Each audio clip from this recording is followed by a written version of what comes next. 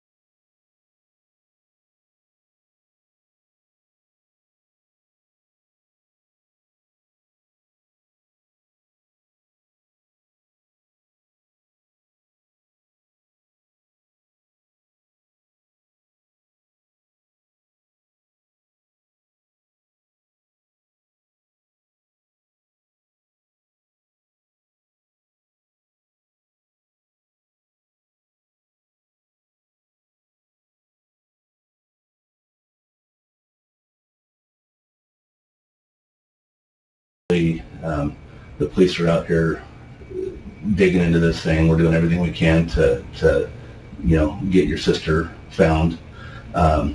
You haven't conclusively passed your test. That's a concern to us. I was concerned in mine to begin with, so. Okay. Yeah. Well, and why was it such a big concern to you? So I told you I already felt guilty. I carry the guilt. It's dreaming that I'm guilty. Whatever happened to her is my fault and whatnot. So, Okay. Well, these questions, that's specifically why I didn't ask you, are you responsible for her disappearance? Because you told me that you felt responsible for it. I didn't go that route. Okay. Yeah, but you also said that this. I asked very specific questions. Do you know where she's currently located? Have you lied to the police regarding her disappearance? Right. Well, that's not what your body's telling us. Your body's telling us something completely different, okay? And so what we have to do is rely on what we're seeing here, what your body is providing to us. A mouth can say one thing, the body tells the truth, and that's the way that I approach this. Right. So I feel very comfortably that there's more to the story. There's something that you're concerned about that you're not disclosing at this point. And we're here to try to get this thing resolved, obviously, okay? You're down here for a reason. There's been some suspicious things that have gone on since her disappearance. I think that there's a lot more to it that you're holding back on at this point, but this isn't the time to do that. This is the time to deal with it. Let's get your sister back. Let's move forward with this investigation. Let's bring her home, you know? According to the polygraph test, David failed to answer the most simple questions honestly. However, just with a polygraph test, it was not possible to put David under arrest. At this point, he's just in an interview and not an interrogation. So even though he seems like a suspect, the detectives cannot put him under too much pressure to get answers. Like I said, if I was given a test about Jamie's disappearance, having no involvement whatsoever, I would completely pass the test. You don't even know Jamie, so you would have passed. Just like the Green River Killer guy. They asked him the wrong questions or some shit. He just because they didn't know any of the victims. That's why he passed his first test. Don't believe what you see in the paper about the Green River. I'm not going to go through this with you guys. I didn't do anything to my sister.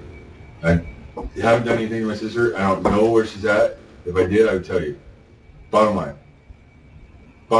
My life is pretty fucked up, and that's why I didn't want to take this test to begin with. But other than that, I wouldn't hurt my sister. I wouldn't hurt her. I wouldn't hurt her or my fucking children. You can ask any of my family history. I got a lot of family. You can ask them all about it. I had plenty of men tell me that they wouldn't hurt somebody, and they didn't. But they ended up being involved in disposing of a body. I didn't dispose of no bodies either, sir. I'm not that way. What were you doing burning all this stuff out in your yard for the last couple of weeks? We've been burning freaking... I'm not accusing you. Just tell me what it was. What were you burning?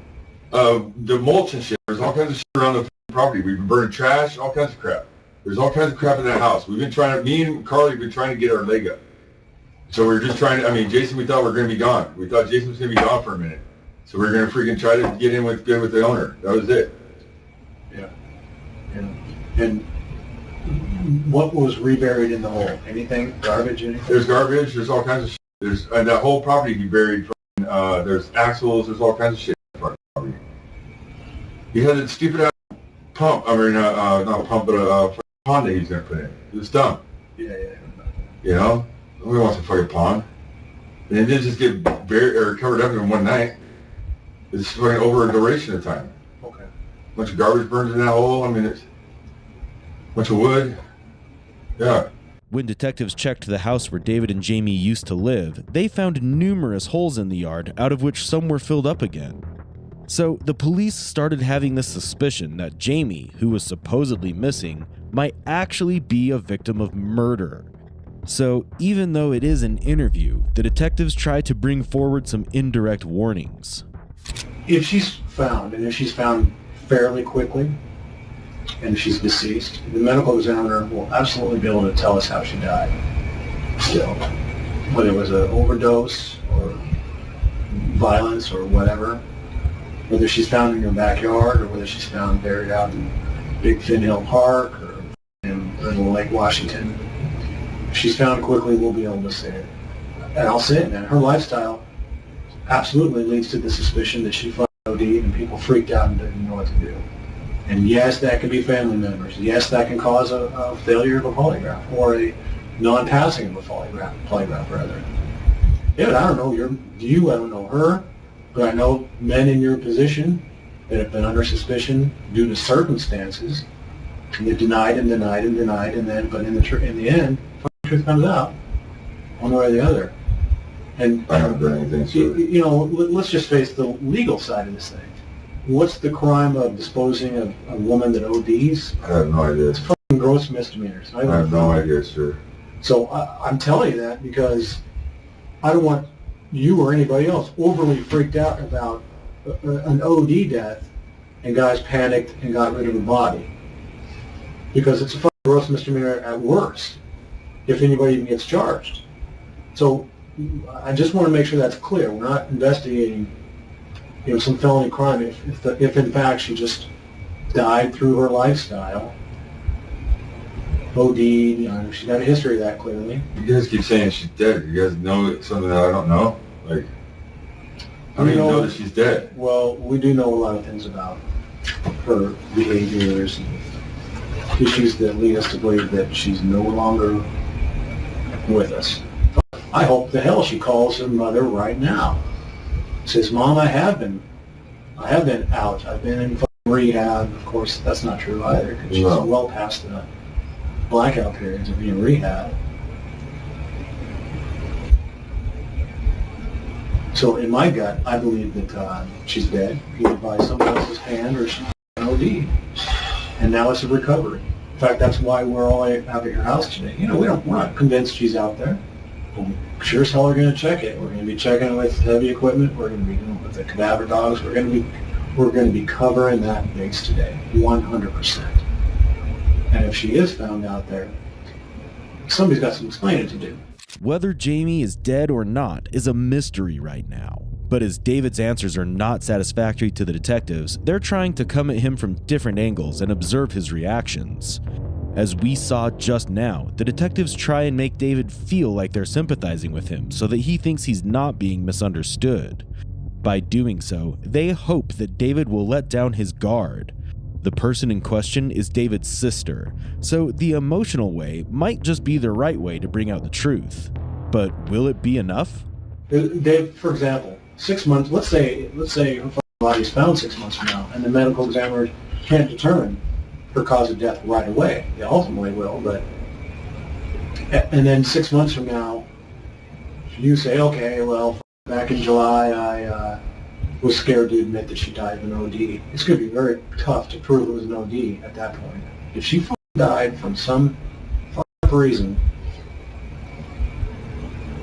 or, you know, any other cause that happened around that home and somebody panicked and got rid of her, then put it out there. Let's get her back home, let the medical examiner look at her. I have nothing to do with any disappearance or anything that has happened to my sister. None. Then you should have passed this polygraph. I should have passed this. Guilty knowledge, or excuse me, guilty feelings about lifestyles doesn't affect polygraph. It's a black and white issue. No, it isn't. Bullshit. Jason, hey, it is, man. We've been doing this for years. Jason, what was a specific question? You'd be able to bring it in the court of law if it was. No, it's not. I'm not even going to go through this, man. I have nothing to do with my sister. Nothing to do with her disappearing whatsoever, man. I love her to death. Where the fuck is she? I don't know where she's at. I don't know where she's at. I don't know what the last 6 months of lifestyle she's taking on with all these brown people. I don't know the Mexicans that she's been hanging out with. I don't know any of that shit. The last 2 months, I fucking cut her off pretty much. Is there a purse at your house? No. Is there a phone at your house? No.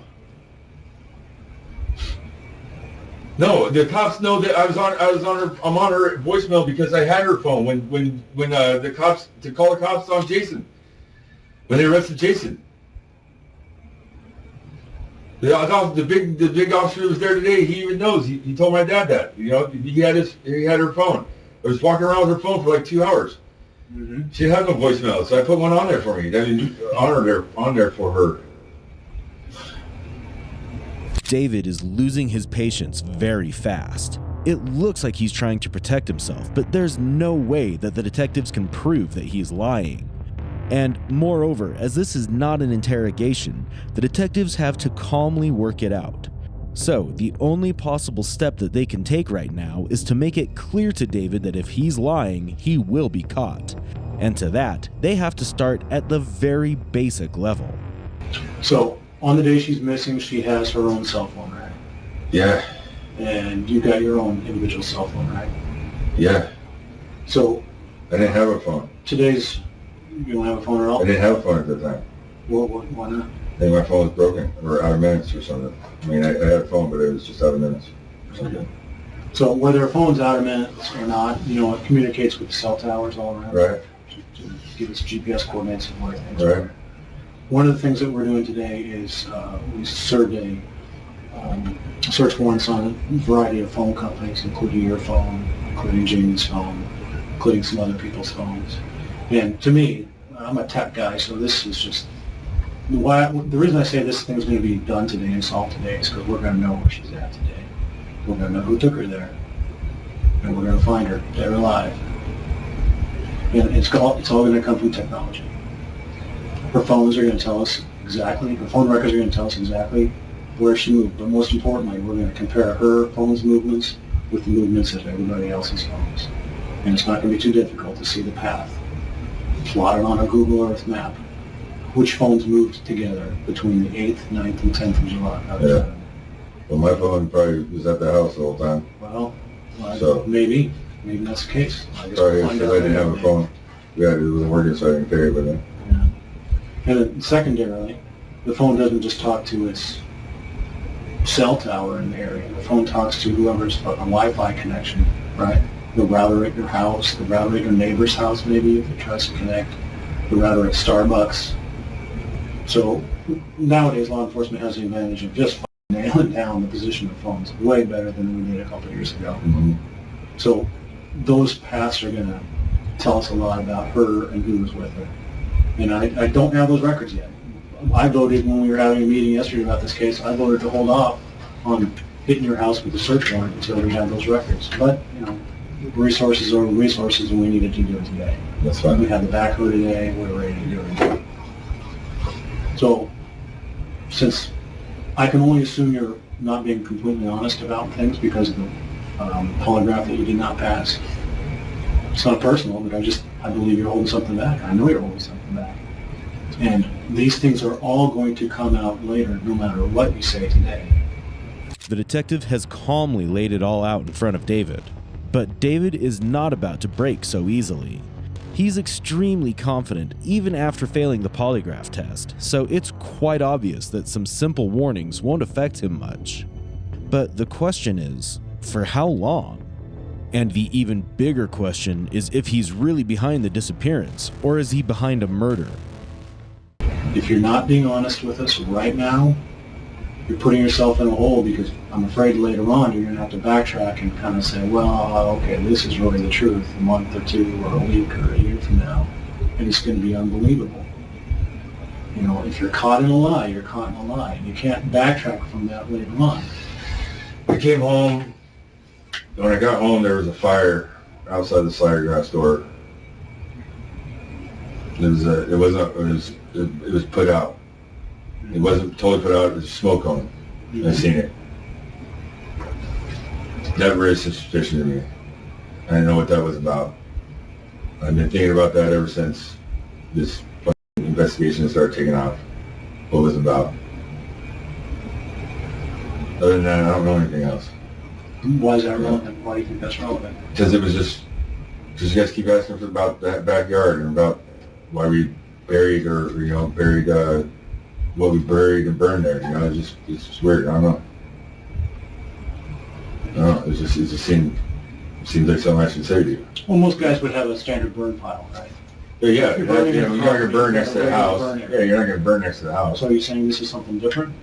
Yeah, I just said it was weird. It was just weird. I was totally flabbergasted. It was in the hole that we had for the septic has been messed up there. So we had dug out a trench line. That's how that whole yard got tore up to begin with. Because the septic was fucked up. Septic or sewer? Sewer. Yeah. Sewer was fucked up. Piping was fucked up. So we got Joe to come in with a little mini, and we had excavated a little line, and stuff, and fixed the piping and whatever.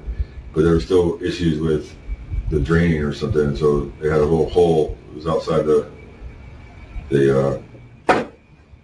window, the slider there. Mm-hmm. That was, and then the pond was over there. So I don't know what he was doing. That was like me and Jason still.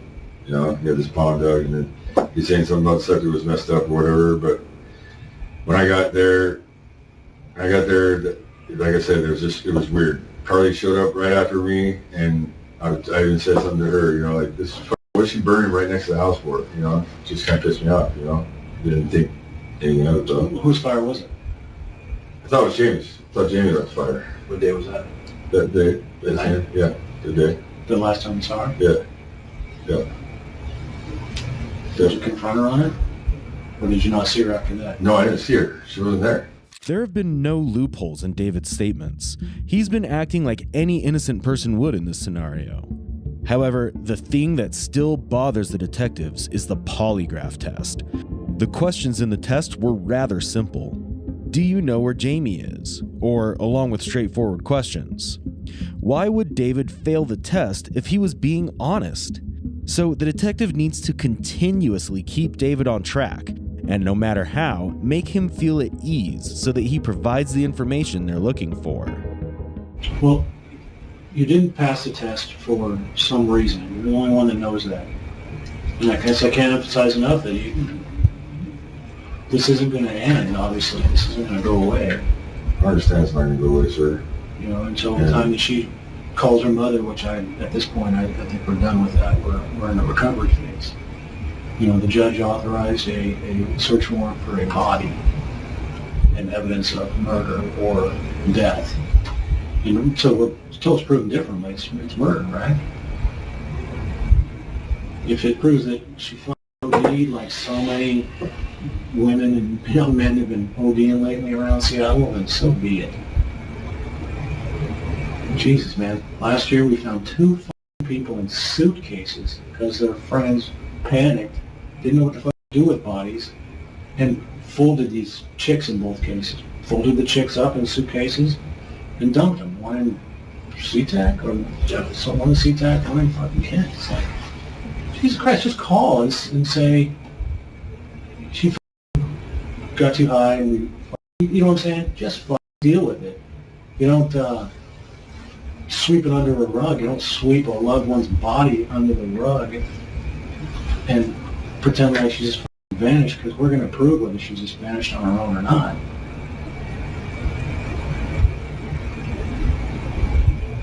There's a certain point where people are going to understand that those with knowledge of Jamie's disappearance, it's sort of natural for them to deny it and freak out for a while. But after a certain point, it goes from a natural denial to a kind of an evil intent, or trying to protect themselves because of allegations of crime. Well, if, for example, David, you tell me right now that I know where she's at, and you go and recover her today, the things that we would be telling her family, most importantly her mother and father, would be that in the end, Dave helped solve this case. He was scared, he freaked out, but Dave helped solve the case. Compare that to 3 months from now when we find what's left of her remains, and the question remains in the air for her mother and father. I mean, this is family dynamics here. They're going to respect you. And so it's almost like, get out in front of this thing. They fucking suspect me already. My dad does. Well, so I don't know the dynamics there in that family. It sounds like you got some issues with your I'm father. closer to any of the kids than he ever was. Yeah. I didn't do shit. So whether there's respect there or not, they have a right as parents. Yeah, they do. To know where their daughter Yeah, they is. do. We all have a right. I'd like to know too. Yeah, so you know something. You didn't pass your polygraph that every one of us in this room should have passed if you truly didn't know. It doesn't matter that you're related to her. It doesn't matter that you're guilty about her lifestyle. Those questions were so specific. And that's why I love polygraph tests regarding cases like this, is because they're nothing but specific. Jason wants to ask me in a pre-employment polygraph whether I stole something when I was a kid. I don't really care if he asks me that, because I don't think that's going to be accurate and valid, in my opinion. But when he asked me, did I dispose of Jamie's body, I'm going to say no, and I'm going to pass that test. No, he didn't want to take the poly test the first time I came here because it was under meth. I mean, it's all kinds of dynamics in there. I'm telling you right now, I don't know where my sister is. If I did, I would tell you. I would tell you. If she OD'd in front of me, I would tell you. I don't know. I don't know. Unfortunately, they get no answers. One might think at this point, David might be the criminal. Well, for starters, let's focus on that polygraph test and unveil the first big clue. Before David gave the polygraph test, he texted one of his friends. David said that he would die out of fear of giving the polygraph test, and when his friend responded, "You would be fine as you don't have anything to do with Jamie missing," David replied with, "I'm not going to pass the test." Now, why was he so sure about failing? Did it really have to do with him being under the influence of meth, or was he just a very good liar? Did you get into a fight with her on the last time you saw her? The day before we were fighting. Did it turn physical? No, not any more than no. Well, what does that mean? I mean, yeah. I mean, it was physical at first, but I mean, I was just getting to the truth of the matter. I mean, I was just on top of her, but it was nothing. There was no violence or anything. The cops came there. I know that. And the cops checked her out, and I was cleared. I didn't do anything to her. 24 hours later, though. 24 hours later, she wasn't at home. Right. She was gone all night. She was gone all night. I guess we'll find that out when we get the phone records today. Yeah, well, you will. You'll find that out. She's gone all night. She didn't come in until the next morning. So a couple things are obviously going to be dealt with. And here's, I'll just tell you our job. When I see your phone records and I see her phone records, I suspect that I'm going to see some travel together. I think there's a good chance of that. I think it's going to prove that you're not telling the truth right by yourself, and then we're going to have to do this all over again. I'm a little late to this case to know why the ain't in your truck and completely cleaning your truck out. When we have the Washington State Crime Lab out searching your truck in about an hour, believe me, I've had cases where people have hosed their truck out, scrubbed with, God, they've used stone masonry cleaner in their truck, and this crime lab still found blood. Because guys don't get where they should really clean. So all these things are happening today because we can't figure out what to do with you. So prove them right or prove them wrong. That's our job, isn't it? That's what you pay us for. And by God, we're going to do it on this case. I don't care what her lifestyle was like. Nobody has a right to be disposed of improperly or killed in a fight and then dumped up in Eastern Monroe or wherever the was at. Essentially, there have been a few things that made the police suspect David. First of all is the polygraph test. Secondly, the messages with his friend. And finally, his truck that he cleaned after the disappearance. I'm not a lawyer or charge me with something. I haven't done anything wrong. You can look at my phone records. You can check my truck. Is it going to clear you? Yeah. We're doing that too, Dave. Don't forget. Our job is to clear people. Right? Yeah. Mm-hmm. We're certainly not going to wrangle into somebody in right. crime. Whatever. What are you, a witness or a Whatever. suspect? Suspects in your eyes. Well, you're something in our eyes. Mm-hmm.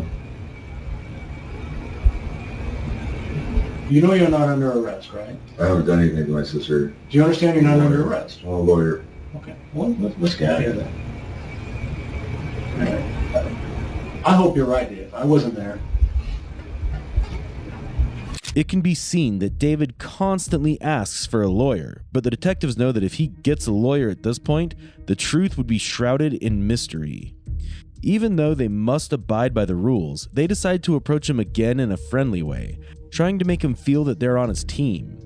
And soon, the investigation shifts towards uncovering new names, Scott and Natasha, two more of their friends who became part of the conversation.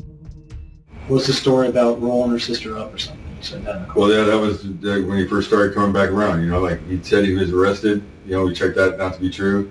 Yeah. I mean, it's just like just weird shit. Like he started coming around like the day before Jason got out, and then talked. You know, I mean, Jamie's already gone, right? yeah, James been gone, and then he starts talking like he says that he'd been in contact. That she called him, which we don't think is true. You know, we're like, you know, why would she call him? I mean, it just doesn't seem.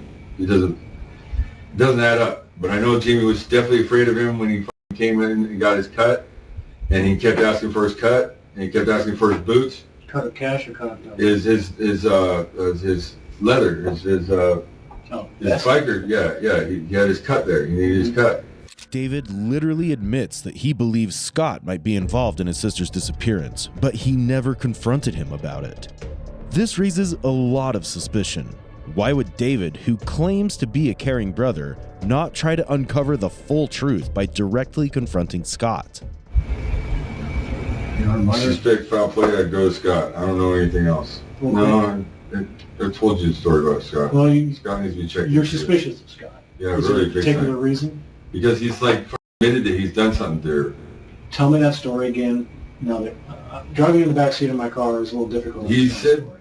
when Jason came home out of jail, he was with Scott. Scott picked him up. They went and did some brown together. Natasha is a girl that just got out of feds. She's in an Oxford house or something in Seattle, I guess. Mm-hmm. Somewhere in Seattle. They had picked her up too, I guess. Jason says there was him, Natasha, and Scott in his truck. And Jason said, what the f*** going on in my house? Does Jason come home? He's like tripping out, like, you know, what's all this stuff? You know, Jamie's missing supposedly. What's going on? Mm-hmm. Scott says, shut up, dude. You're going to get me in trouble. Don't worry about it. She's not at your house. She's been taken care of. He says this specifically To Jason and Natasha. And Jason told you about that? Yes. Yes. And he brought it up again yesterday. And what was yesterday? Yesterday he just said, dude, I think Scott did something with your sister, man. I'm sorry. Jason said that. Yeah. He goes, honestly, I don't think you've done anything, Dave. I think I think Scott's done something with your sister, though. I know you're trying to be positive and optimistic, but I'm telling you, man, I think Scott done something with your sister. Have you spoken to Scott yourself face to face? Not about it, no. Now the story has become much more complicated as David brings in another person to the story. However, the authenticity of his claims are as fragile as his personality. Jason, who could have been a suspect but was behind bars, and now Scott. Jason and Jamie were in a fight, an argument. Jason was like, I can't handle this dog, you know, she's got to go. And I'm saying, well, I get her out, you know, and Scott's saying, I think it's only right that the, you know, family member takes care of it, or I'll take care of it, you know. And just these things, if I reflect back on our conversation, doesn't mean much at the time, because we're just, everybody's hyped, you know, amped up. Mm-hmm. But I think about it then, you know, like, what the hell were you talking about, dude? You know, like, the whole time the guy was talking about, you know, getting rid of her. And Jason says, he swears to God that he has a hatred towards women. At this moment, David is directly pointing fingers at Scott and Jason. He, in his own way, is telling the detectives that they were behind this whole act. Now, this is a moment when the detectives get confused. They've been suspecting David throughout, but a suspect pointing fingers directly at someone else by their name is rather perplexing. Because if the person David named is cleared from the case, David will automatically become the one and only prime suspect, and he will have dug his own hole. That night, he came over that night, got $60 from me, and supposedly got arrested. That night meaning what? The night that Jamie was no longer around. Disappeared. The 9th or whatever, yeah. The day Jason went to jail. The same day Jason went to jail, he supposedly went to jail. According to himself. For domestic violence, yeah. Against his ex. He was a brothel? Redmond, I guess. I'm sorry. Does he have a wife and a boy? I saw some pictures on Facebook. Yeah, he has a son and his ex-wife. Was he sleeping with Jamie at any point? Not that we know of. Who's been sleeping with Jamie? Don't know. I hate to ask the question, but I gotta ask the question. Don't know. Supposedly she wasn't even sleeping with Jason. Have they been dating? Yeah, supposedly they've been dating and she hadn't been giving a reaction or whatever. That was one of the things we fought about that day, that the cops all came. I suppose we had her tied up and shit because she was claiming that Jason came in, you know, that Jason took it from her that night. You know, she was just, I couldn't believe half the words that she was saying. You know, so I didn't take it. You know, all I know is that Jason was playing games, and Jamie, all this brown is all tends to brown. What I chalk it up as. These guys are fucking, they don't care about anything but themselves, and it's all just this brown, you know, bullshit. Jason said he was going to quit work and he was going to come home. We're going to deal with this. Because I was telling my girlfriend, you know, he's fucking playing games, babe. I don't know who to believe. You know, Jamie. I tend to believe my sister because in the heat of the moment, when I fucking look her in the eye and I fucking drill her, you know, tell me what's going on here, James. I can trust and believe that my sister's telling me the truth. She points to him. Jason. It's all Jason. Mm-hmm. So that's, you know, and I confronted Jason, and he was going to come home and deal with it. But then you know, Jamie flipped the whole script around. Instead of me being pissed off at Jason and was going to deal with Jason, she claims that she's going to take a bunch of pills. You know, and that's when the whole picture came out. You know, I had her in the. And then Jason's popped the night of the 9th, or the day of the 9th. The interview goes on for some time, but the detectives find no confession or any new information regarding the disappearance of Jamie. So unfortunately, they have to keep their patience and focus on finding new evidence. What I hope to do is, when we get your phone records, and we'll do our business with the records that we need to do, there'll come a time when I'm probably going to want to sit back down with you and go over the phone records with you, no matter how they look, whether they're damning looking or just typical phone records a guy would have when he's in his house. So I don't want us to end here as fucking enemies. I mean, it's your sister. We're going to work for you, is the way I look at it. Until we determine that, we're going against some person who killed her. Or if she fucking died on her own, so be it. But until that's proven, we're all in the same boat. But if you put yourself in our position, you see exactly what we have to do. We have to clear the people around her from suspicion. And you're, unfortunately, very difficult to clear. Some people are easy. We've already cleared a few people just based on, they were in gym. I mean, like him or not, Nolte's easy to clear, right? Yeah. Okay, so that's a done deal. Even though he looks like a suspect, and I don't know, for a lot of other reasons. Yeah. No, he tried to say his parole officer says he's a suspect, but I just don't see. Well, it's the physics. But I mean, it's just, like Jason keeps saying, it's almost like Scott thinks like he wanted him to do something, or I wanted him to do something. Well, it's almost scary. Would Scott have taken her on his own to be like, hey, dude, I took care of your problem for you? Might as well have, or might have. I mean, that's what fucking Jason was. Now I'm thinking about our conversation which me and Jason had yesterday, and he's convinced that fucking Scott did something with her. I'm trying to be more of the positive, the will positive, and my sister's gonna call her mom up any minute, I want her to be gone, be her. I do too, but we all hope that she does it, but we got to be realistic, and it's time to be realistic on this thing. It's been well over a month, and young women. But David keeps on trying to put the blame on Scott, and he seems quite confident about it. Did you do something like my sister? No. Do you feel comfortable doing that? If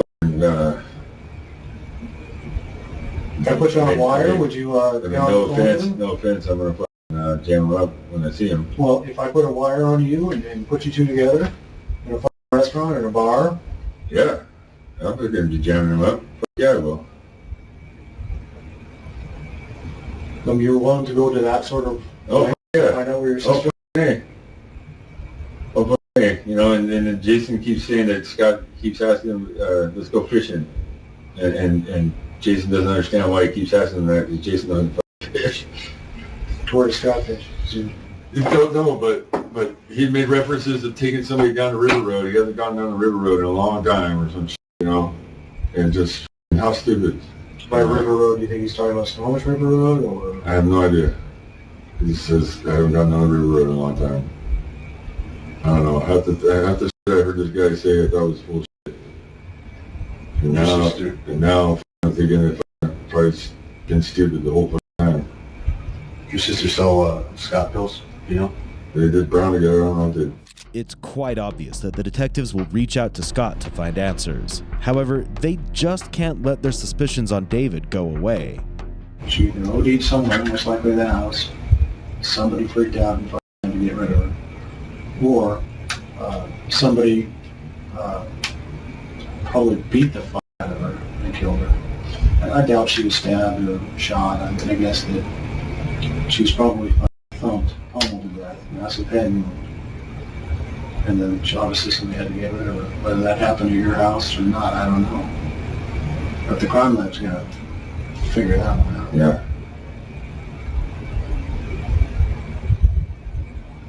In the end, David, you're not passing the polygraph. The simplest polygraph we could design for a man like you in your position. One that you absolutely should pass if you... Chris, can you read those specific questions? Poly, I don't care about... I don't want a lawyer. I don't want to talk about poly anymore. Okay, let's do it. You're not invested. If you want to be done here, we can be done. I don't want to be done. I'll help you talk to Scott. Okay, because we still need to team up on this. We're going to find your sister. Right, yeah. I want to be enemies with you. Yeah. Well, I'm not the guy. But you got to know where I'm not thinking. You got to know all the thoughts in my head. You Yeah, got to know I'm not every the guy. step that I'm thinking. Yeah. You got to know every scenario that we're going to consider and rule in and rule out. And all this is uncomfortable as fuck for you, I'm sure. You don't have to like us or whatever, but we're going to do it together. And the step of the polygraph was so important to us that that's why we kept wanting to do it with you. So let me end this with kind of a overall reaching statement. David, is there anything that you haven't told us yet that you think is significant in this case, that you know damn well is significant, that you've chosen to keep to yourself? Not very. No, except for where is Scott and where is Chris? The interview concluded with no apparent answers, and David was set free. The detectives now had a few names in their file, and they reached out to each of them. But all of them had an alibi and cleared out.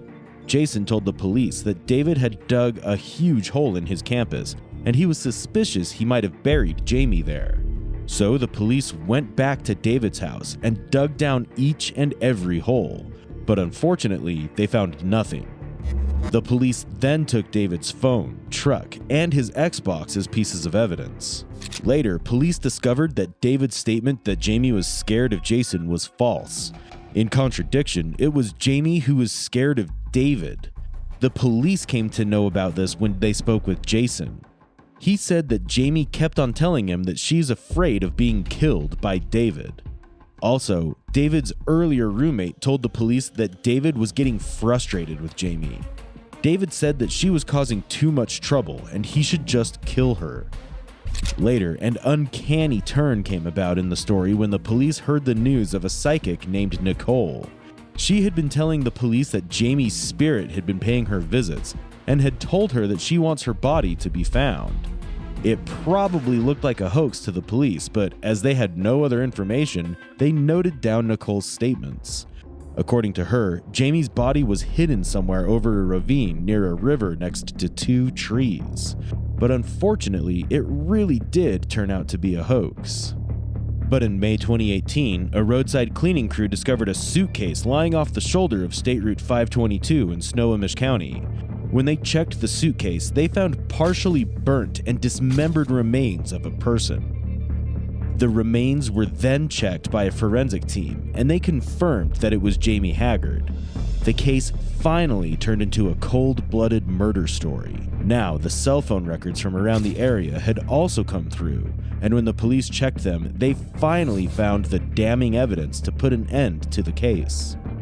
It wasn't anything recent that just stuck out that really solved the case. It was an accumulation of everything in this entire investigation, and the detective finally felt like there was enough. David's GPS location showed that he was at the location where the suitcase was found. It even matched the timeline of when Jamie went missing. So, it was conclusive proof that everything that David had told the detectives in the interview was nothing but a bunch of lies. It was borderline impressive just how David managed to make people believe him, making him an expert liar.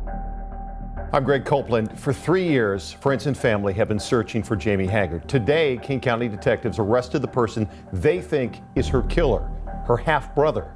Monique, believe it or not, detectives say the suspect started not 1 but 2 fires just so that he could cover up his own sister's murder. And it looks like he'll be in jail much longer now that he has been charged with killing her.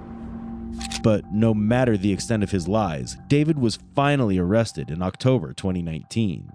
He was found guilty of second-degree murder and was sentenced to 15 years in prison. You might not think that this is fair, but it's not fair for Maddie and Dilly either. They miss their mom. They don't even remember the things I remember. It's not fair that my kids don't get to grow up with their Aunt Jamie or their Uncle Davey. It's not fair.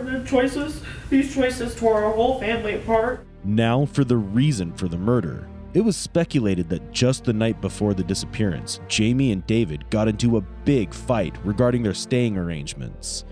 Jamie apparently wanted David to move out of the house, which enraged David, and things escalated, leading to this horrific and disturbing murder. 15 years seemed a lot less considering David killed his sister, dismembered her, burned her, put her remains in a suitcase, and threw it away. However, they lacked concrete evidence to prove that it was all done by David. Although it seems quite obvious to us that he was behind the whole act, first-hand evidence is needed in the court. So, unfortunate as it seems, David Haggard received a punishment that was much less than he actually deserved. So, what are your thoughts on this case? Was the sentence fair enough? Do you believe that David killed her over living arrangements, or was there something else? Feel free to share your opinions. We'd love to hear from you. Also, if you have any cases in mind that you want us to cover, feel free to leave your suggestions in the comments section. Subscribe to Real Crime Psychology to uncover more cases like these. Until then, stay safe.